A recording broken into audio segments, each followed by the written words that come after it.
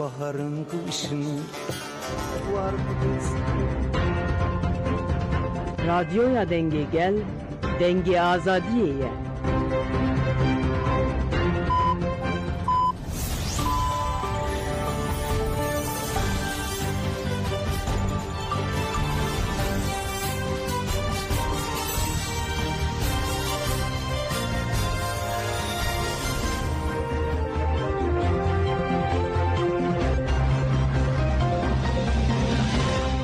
Jinavendan uçayan radyo denge gelden başkoların heja irubistune hegulane 2025 penşemli Brüksel'e saatine lavmedede.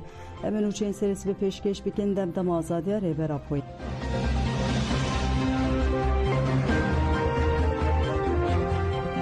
Rojava hevditina legel AKP'de İmralı Demokratik Buyun u paketa infaze hebun. Li serbanga rêberapoya Aştî û Civaka Demokratik Dem Partî û partiyên siyasî tê gel hev. Dem Partî vê carê bi AKP re civiya. Hevserokên Dem Partî Tuncer Bakırhan û Tülay Hatimoğulları, Serokvekilên Koma Dem Partî Gülistan Kılıçkoçî Tu Sezai Temelli, Jali Serokvekilê Giştî AKP Efkan Ağla, Berdevke AKP Ömer Çelik, Serokvekilên Koma AKP Abdullah Güler û Özlem Zengin ve hatın peşwazî kirin. Hevdîtin li meclisê pêk hat û nezî 2 saat û nîvan dewam kir. Piştî hevdîtina Efkan Ağla daxuyaniyê Kurta û got hevdîtin erênî bû. Pêvajû birêk û pêk dimeşe dibe herkes destek bide. Serokvekilê Koma AKP Abdullah Güler jî got em ê di rojên pêş de daxuyaneke berfire di derbarê hevdîtinê de bidin.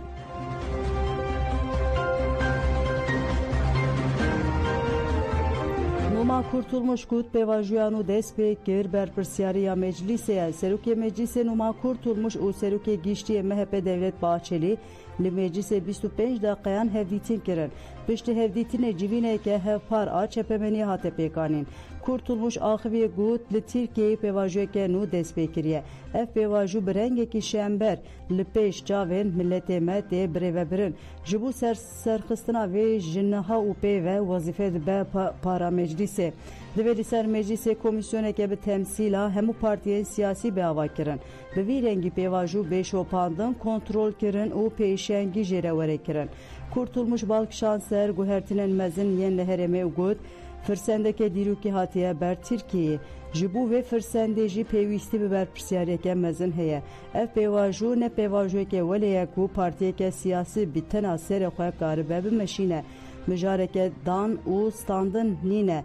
Avakirina hevgirtineke bi dilxwaziye avakirina pêvajoya xuşk û biratiyê ye. Hevîdarim herkes wê bikeve bir berde û berpirsiyariya xwe bi cih bîne. Hevîdarim dibin kontrola meclisê de di nava atmosfereke müzakereyan de ev mijar wê bi ser bikeve. Berpirsiyariya meclisê û ez bank li partiyên siyasî dikim ku bibin hevparê vê berpirsiyariyê.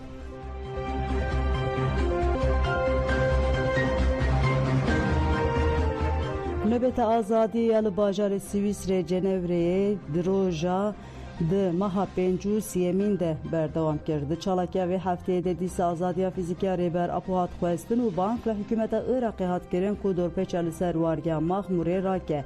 Pişre Veysel Kuşkanat li ser navê komîteya çalakiyê daxuyanî xwend. Di daxuyanî de Balkşanser banga rêbera poya 27 Sibatê ya Aştî û Civaka Demokratik piştî daxuyaniyê çalakiya rûniştinê dewam kir.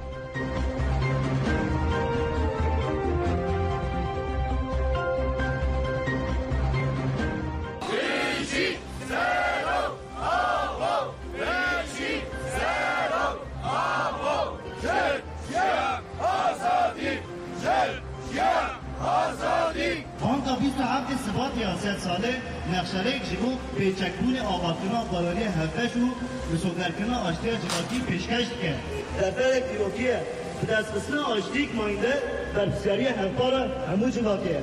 Em tejîd polîtikayên teşkîlkirin û dorpêşkirina wargeha Maxmûr ku ev 6 salin sergerê mazlûmên li wargeha penabera Maxmûrê tê jiyandin.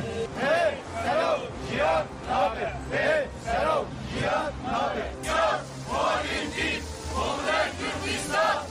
Soğanistan politik Kongre Kürdistan. İBM Öcalan. İBM Öcalan.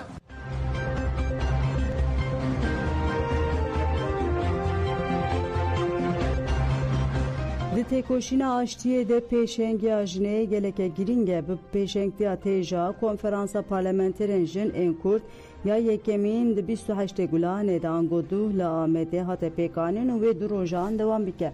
Ji Kurdistan Rojhilata Navîn û Ewropayê gelek parlamenterên jin yên Kurd beşdarî konferansê bûn. Ji beşdarên konferansê parlamentera Dem Partiyê Salih Aydeniz û parlamentera ji Başûrê Kurdistanê Mahabat Mihemed derbare konferansê de ji ajansanê feraxivîn. Salih Aydeniz wiha dibêje li cîhanê jin ji ber nasnameya ya zayendiya xwe timî li zextê rastîtên û îradeya wan nayê naskirin. Felsefeya jin jiyan azadî li xeta rojava bi pêş ket û li tevaya cîhanê bûye modeleke rêxistiniyê. Aydeniz balkişan ser banga aştî û civaka demokratîk ya rêbera Pov got davakirina civaka demokratîk û aştiyeke bi rûmet û mayînde de pêşengiya jinan geleke girîng e. Konferansa me ji bo erka jinê û pêşengiya wê ya di têkoşîna azadiya Kurdan de gaveke girîng e. Mahabat Mihemed jî got konferans platformeke girîng e. Ji bo jin hîn bi çalak tevlî mekanîzmên biryardayînê û parlamentoyê bibin konferans girîng e. Aştî ji bo jinên Kurd armanca hevpar e. Di vê konferansê de wê zemîna yekîtiyê xurt bibe. Jin wê tecrübeyan xwe yên li ser demokrasî û têkoşîna siyasî vebêjin. Ev têkoşîn ji bo me hemûyan geleke girîng e û bibe bingeha peydakirina çareseriyên hevpar.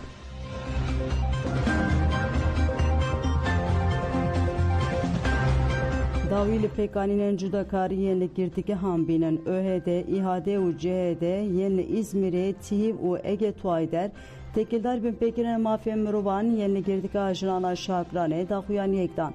Rêveberên Dem Partiyê têja û HDK jî tevlî daxuyaniyê bûn.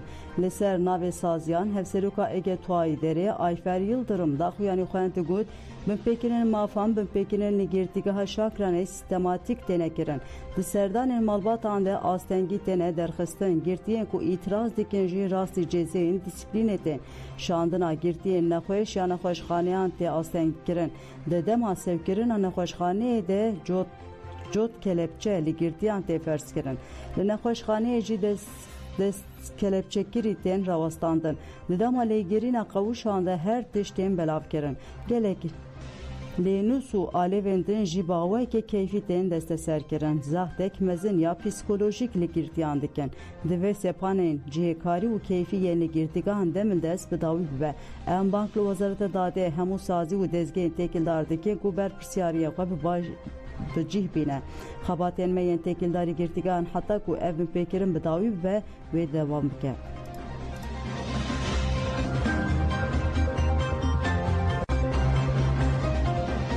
İnisiyatifa Adalet ji Roboskiye ve Mehêjî li Kolana Sakaryaya Ankara'ya daxuyanî da. Li ser navê girse endamê İHAD Tanju Gündüzal daxuyanî xwe got dosyaya Roboskiyê ne hate girtin hate veşartin. Daraz meclis û saziyên din ji bo veşartina vê sûcî hevkarî kirin. Roboskî ne meseleyeke herêmî ye. Ew nîşaneya zihniyeta ve cezahiştina komkujiyan e. Roboskî ji aliyê dabinkirina aştî û adaletê ve weke ceribandineke ji dil e. Heya ku hesab neyê pirsîn kes nikare demokrasiya rastîn bi dest bixe. Heya ku berpirsyar werin da rizandin em ê daxwaza xwe ya adaletê bînin ziman.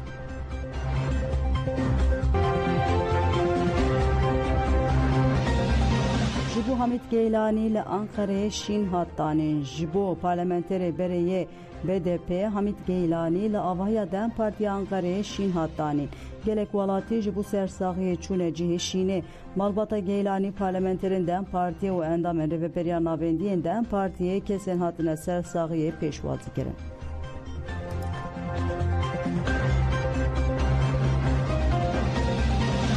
Li Erdişê komeleyê dayikên aştiyê hate vekirin. Li navçeya wan Erdişê bi beşdariya gelek nûnerên civaka sivîl komeleyê dayikên aştiyê hate vekirin.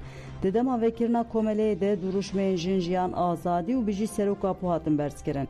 Piştî rêzgirtinê berdevka dayikên aştiyê ya Erdişê müzeyan bütûnav axivî got bila komeleya me bi wesîleya aştî û biratiyê. Em dayikên aştiyê dî aştiyeke bi rûmet dixwazin. Em radigînin ku piştgiriyê didin pêvajoya ku rêbera podaya dest pê kirin.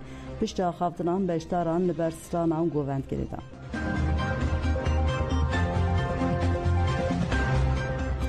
İsrail ragand ku serokê Hamasê yê li Gazayê Muhammed Sinwar hatiye kuştin. Serokvezîrê İsraîlê Binyamin Netanyahu duh daxuyaniya xwe ya roja çarşemê de ragihand ku serokê Hamasê yê li Gazayê Muhammed Sinwar hatiye kuştin. Hêjayî bilxistinayê ku beriya Muhammed Sinwar birayê wî Yahya serokatiya tevgerê dikir. Yahya Sinwar di 16 Cotmeyê de li bajarê Refahê de encama êrişeke İsraîlê de hatibû kuştin.